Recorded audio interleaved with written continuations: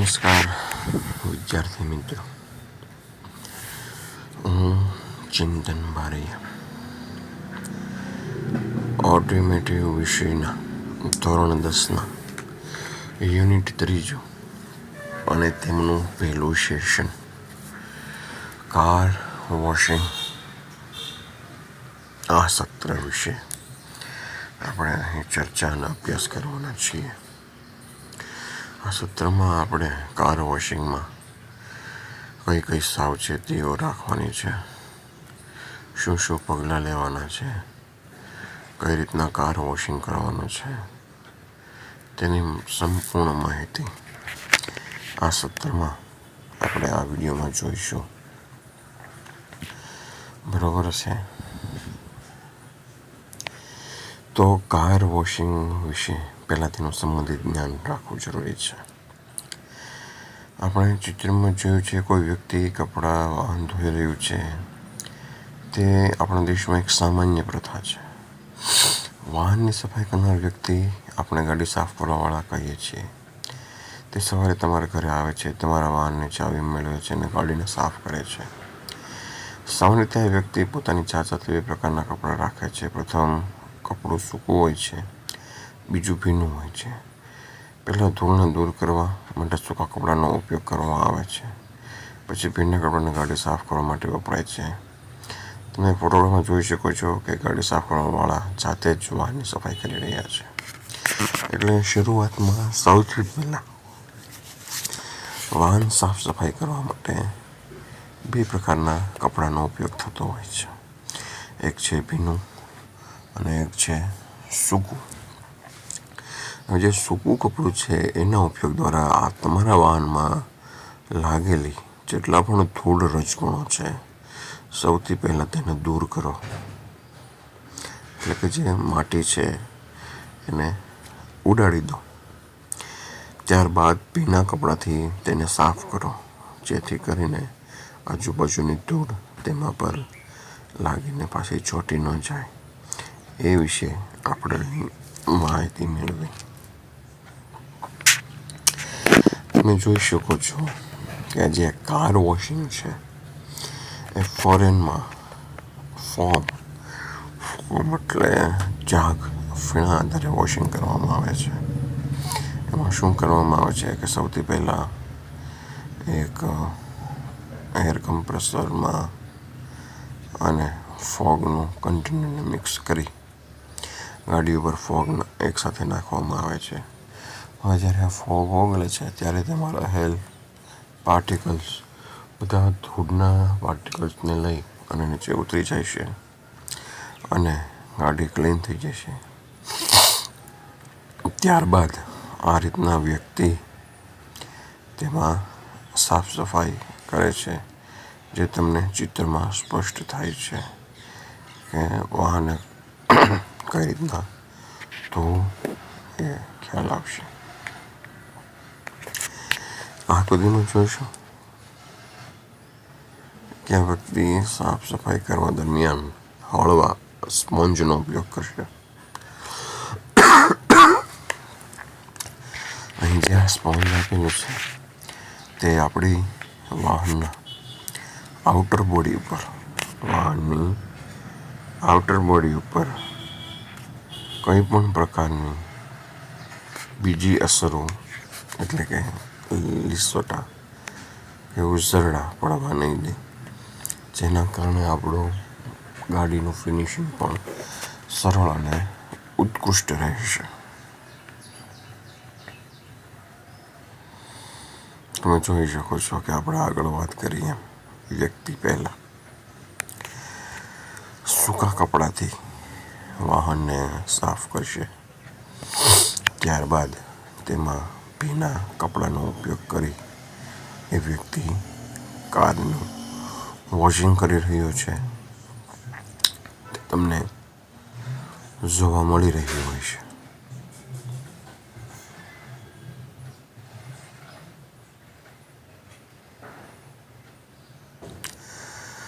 કોઈ પણ વાહન સાથે સાફ કરવા માટેના યોગ્ય પગલાં.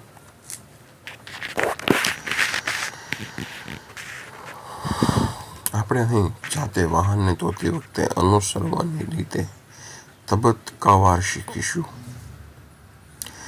અહીં એ સૂચિત છે કે ઝાડથી દૂર છાંયડાવાળું સ્થળ પસંદ કરવું, જેથી કાર પર પાંદડા વગેરે ન પડે.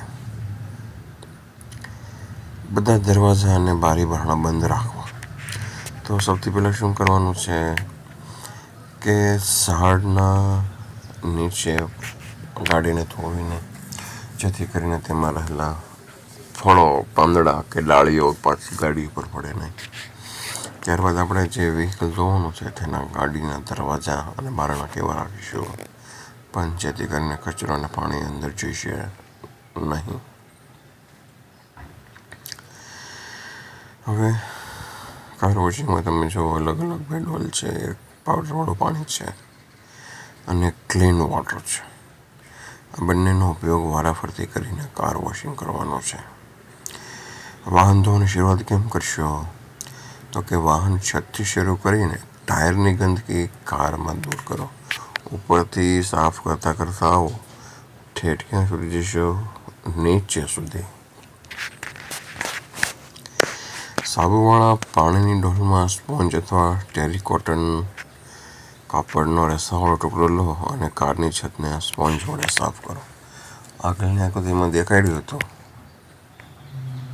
આને કહેવાય સ્પોન્જ, જેના વડે આપણે સાફ સફાઈ કરવાની છે અથવા મટીરિયલ. જ્યારે સંપૂર્ણ છત સાફ થઈ જાય ત્યારે વધારે સાબુનો છંટકાવ કરવો. ત્યાર પછી એનું શું કરવાનું? સાબુ એટલે કે તમે જે સાબુવાળું પાણી કર્યું છે એનો છંટકાવ કરી ત્યાંથી તેને સાફ કરવાનું છે. પ્લાસ્ટિકના બ્રશ વડે બાજુની દિવાલ સાફ કરો. એ બાજુમાં જે વોલ આપેલી છે એને પ્લાસ્ટિકના બ્રશ વડે ગંદકી દૂર કરો, જેથી કરીને ક્લીન થઈ જાય. ગાડીને પાણીના પાઇપથી યોગ્ય રીતે સાફ કરો, જેથી ત્યાં સાબુ કે ગંદકી ન રહે. હવે વાહનના જે ભાગમાં કચરો છે એ જગ્યાએ પાણીના પાઇપનો ઉપયોગ કરી પ્રેશરથી સાફ કરો, જેથી ત્યાં સાબુ અને ગંદકી બંને ત્યાં ન રહે. હવે એક ટુવાલ લો અને કારની સપાટી પર ટુવાલને સપાટ ગોઠવી સમગ્ર ગાડીને સુકાવો. અને પાણીવાળા કોઈ પણ સ્થળો સુકવવા માટે સપાટીને ખસી આ રીતે સુકવો. છત પરથી શરૂ કરો અને ટાયર સુધી તમારી રીતે કામ કરો. હવે ટુવાલની મદદથી સમગ્ર ગાડીને સૂકવવાની છે, જેથી કરી ત્યાં ભેજ રહે નહીં, ભેજ ન રહે અને ત્યાં અન્ય ડસ્ટ પાર્ટિકલ્સ ફરીથી ના ચીપકે. ત્યારબાદ આવે છે બારીની સફાઈ માટે. બારીની અંદર અને બહાર બંને બાજુ અખબારના ટુકડા વાપરો. ધાતુ અથવા ક્રોમ લગાવેલ ઘસો અને સાફ કરો, જેથી પાણી ન રહે. હવે શું કહે છે કે આપણી વિન્ડશીલ્ડ છે, પાછળનો કાચ છે, બારીના કાચ છે, એને કાચનો ઉપયોગ કરીને સાફ કરવાની છે, જેથી કરીને એ સંપૂર્ણ સાફ રહે અને ત્યાંથી ધૂળ રજકણ તમને જોવા ના મળે. આકૃતિમાં તમે જોઈ શકો છો તો ત્યાં કપડાં વડે ગાડીને સુકાવવામાં આવે છે. હવે આ વાહન છે એને આપણે ધોયું એ દરમિયાન વ્યક્તિઓએ શું શું સાવચેતી રાખવી એની આપણે ચર્ચા કરી લઈએ. તો કે આ કામ માટે જૂના કપડાં પહેરવા. વ્યક્તિ આ કામ કરે તો કપડાં કેવા પહેરવાના છે? જૂના કપડાં પહેરવા, જેથી કરીને કંઈ પણ અસર થાય, ફાટી તૂટે તો કંઈ ખર્ચ ન આવે. સાબુ ઝડપથી સુકાઈ જાય છે. સાબુ તમારી ગાડીના પેન્ટ પર સુકાવા ન દેવા. એકસાથે ગાડી એક બાજુ ધોઈ લો. હવે આપણે વાહન સાફ સફાઈ કરતા હોય એટલે આખી ગાડી ઉપર સાબુનું અથવા શેમ્પૂનું પાણી નાખે તો આ પાણી જલ્દીથી સુકાઈ જાય અને તમારા પેઇન્ટને ખરાબ કરે. એ પહેલાં આપણે એ ગાડી પરથી સાબુનું પાણી જલ્દીથી દૂર કરી સાફ સફાઈ કરી લેવી જોઈએ. ગાડીને સૂકવતા પહેલાં કપડાને ભીનું કરી નીચવી લો. તે પાણીને સારી રીતે શોષી લે છે. એટલે કે આપણે જે પણ કપડાથી એની સાફ સફાઈ કરતા હોય એને સારી રીતે નીચવી સાફ કરું, જેથી કરીને બધું પાણીને શોષી લે.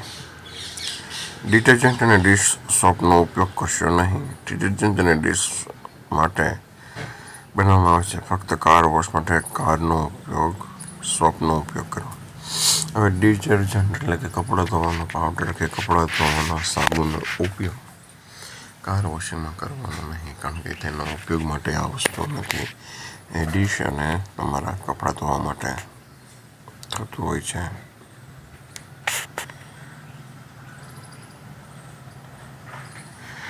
ત્યારબાદ બીજું જોવા જેવું એ છે કે આપણે કાર વોશિંગ કરતા હોય તો એ હાથમાં ઘડિયાળ કે કડું ન પહેરવું કે વીંટીઓ ન પહેરવી, જેથી કરીને કાર વોશિંગ કરતી વખતે તેના લીસોટા કે ઉઝરડા જે છે એ તમારા કાર ઉપર ન આવે, એ ખાસ સાવચેતી લેવી.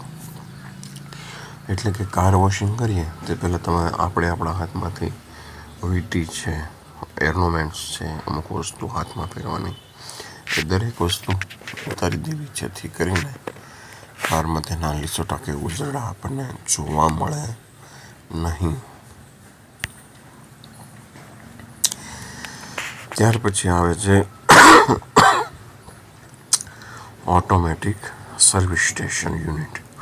હવે આ સર્વિસ સ્ટેશન યુનિટ તમે એસટી બસમાં લગભગ જોયું હોય છે કે ત્યાં એક સર્વિસ સ્ટેશન હશે.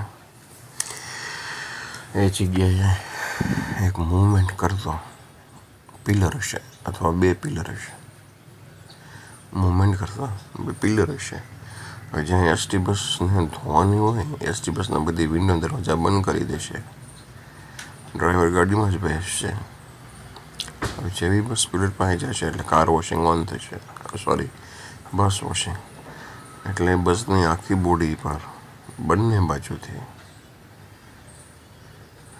પાણીનો છંટકાવ થશે અને વર્ટિકલ બ્રશિસ હશે, જે શું કરશે કે પાણી છાંટતા જશે અને બ્રશને સાફ કરતા જશે. એમ કરી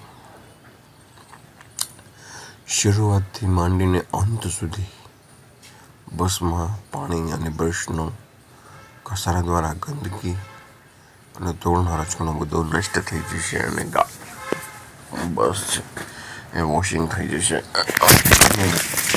વોશિંગ સ્ટેશન છે એ આપણે એસટી બસમાં જોયેલું હોય છે. હવે કાર વોશિંગ સ્ટેશન, તેવી જ રીતે સર્વિસ સ્ટેશન અથવા કાર વોશ સ્ટેશન પણ વાહન ધોવામાં આવે છે. સર્વિસ સ્ટેશન સ્વચાલિત વોશિંગ યુનિટનો ઉપયોગ કરવામાં આવે છે, જેમાં કાર ધોવાની પ્રક્રિયા થાય છે. સ્વચાલિત વોશિંગ યુનિટમાં સફાઈ તેમજ શેમ્પૂ વોશિંગ થાય છે. તમે અહીંયા સ્વચાલિત વોશિંગ એકમનો ફોટો જોઈ શકો છો. તમે નજીકના કાર સર્વિસની મુલાકાત લેવાની યોજના કરી શકો છો અને વાહન ધોવી કઈ રીતનું તે જોઈ રહ્યું છે તેનું અવલોકન કરી શકો છો. તમે જોઈ શકો છો કે ગાડી પર મિસ્ટ સ્પ્રેની મદદથી પાણીનો છંટકાવ કરવામાં આવે છે અને બ્રશનો ઉપયોગ વાહનના બોડીને સાફ કરવામાં આવે છે. હવે એકસાથે અહીંયા સ્પ્રે થતો હોય પાણીનો અને વાહનની ચારેય બાજુ આ બ્રશિસ ફરતા હોય. એ બ્રશિસ ફરવાના કારણે તમને ત્યાં તેમાંથી ગંદકી અને બધી વસ્તુઓ દૂર થતી હોય તે જોવા મળશે. તો વિદ્યાર્થી મિત્રો, આજના યુનિટમાં, આ સેશનમાં આપણે કાર વોશિંગની અગત્યની માહિતી મેળવી કે કાર ધોતી વખતે કઈ સાવચેતી રાખવી, શું કરવું, શું ન કરવું, કયા સ્ટેપના અનુસરવું, જેથી કરીને આપણી કાર કોઈ પણ અડચણ વગર સ્વચ્છ અને સાફ રહે. તેમજ ગાડીની આઉટર બોડી વ્યવસ્થિત રહે, તેમાં કંઈ ડાઘ ન પડે તેની તકેદારી રાખવી. તો આજના સેશનમાં આટલું જ વિદ્યાર્થી મિત્રો. ફરી મળીશું નવા સેશનમાં.